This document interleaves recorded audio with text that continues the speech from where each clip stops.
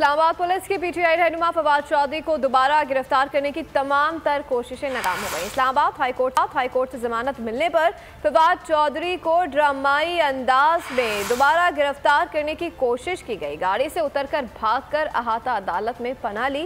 Case की दोबारा समाअत के बाद अदालत का फवाद चौधरी को आइंदा 2 रोज तक किसी भी मुकदमे में गिरफ्तार न करने का हुक्म, तहरीरी हुक्मनामा भी जारी, फरकीन को आज तलब कर लिया गया।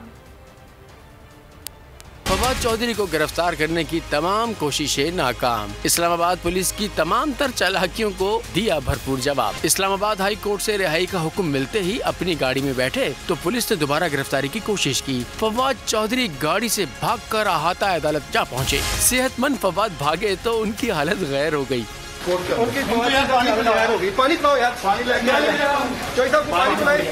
केस की दोबारा समाअत के बाद इस्लामाबाद हाई कोर्ट ने फवाद चौधरी की हिफाजती जमानत मंजूर कर ली। अदालत ने किसी भी खुफिया मुकदमे में उनको गिरफ्तार करने से रोक दिया। सब्सक्राइब करें और बेल दबाएं ताकि कोई खबर रह न जाए।